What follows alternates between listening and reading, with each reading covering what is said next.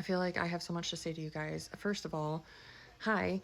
It's currently 6 p.m. Eastern Time on Saturday, May 2nd. Here's our graph for today. I'm going to rapid fire because I want to talk to you about a lot of things, like I just said.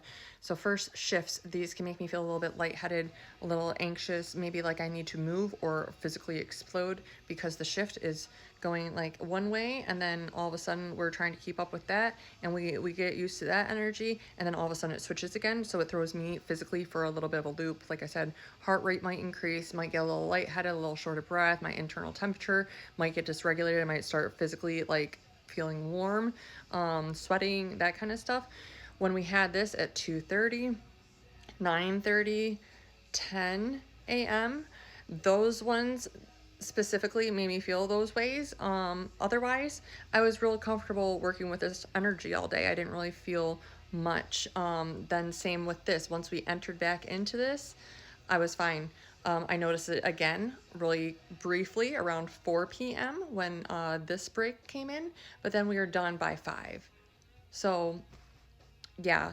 Next thing I want to talk to you about our little solar plexus that got its third C back earlier. I said with it being thinner like that, it's thick but only with 2 C's. Now it's thick with 3 C's again. She back. She went from new energy into our own energy, what we claim is ours. We do have this in the background lighting up our sacral space. That doesn't really get a whole lot of attention, so I thought I would definitely point it out to you guys. Next I want to talk about astrology influences the earth, the cosmic events, the whole solar system. The way it's influences the earth's energy. Since we are beings that occupy the earth, it also influences our energy, and sometimes that can be related into the ways that we are feeling or even things that are occurring on the graph. Yesterday we had the full moon in Scorpio. That could be intense release of things that we were trying to maintain control and intimacy about. And then today we had Mercury enter Taurus. Taurus is a way different energy from Aries. This has been making me kind of feel like my brain is trudging through mud. Like it's just a little extra effort to form sentences and thoughts, just slightly, not like horrific or anything, but I do definitely feel like my brain's a little bit in the mud from that transit. We were in Aries, that's very aggressive, it's very assertive, it's very fast forward movement, so it's giving thinking without speaking without thinking.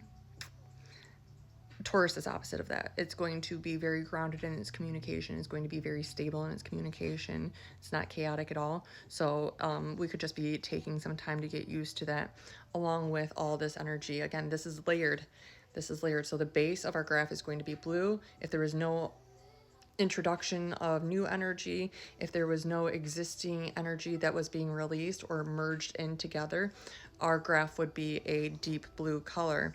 The next layer I want to discuss is that light blue, where we get a little halo from energies that want to arise from beneath the surface so that we can release them. Then we get the light green, then we get the deep green, then we get the scattered integration, then we get the stable, steady chunks of new energy. It's a lot of layering on top of each other. Hopefully this is encouraging us to switch things within ourselves. Again, these all rule different parts of our being. So yeah, lots of fun stuff today. Lots of energy to work with. Hopefully this kind of catapults us into a new timeline. When we get more energy, when we get more upgrades, we have a choice. We can work with it, we can release, we can integrate, or we can reject it and stay put and stagnant. I want to move forward, so hopefully this is encouraging us to do so. I hope you guys have a great rest of your evening, and I will talk to you tomorrow, Sunday morning.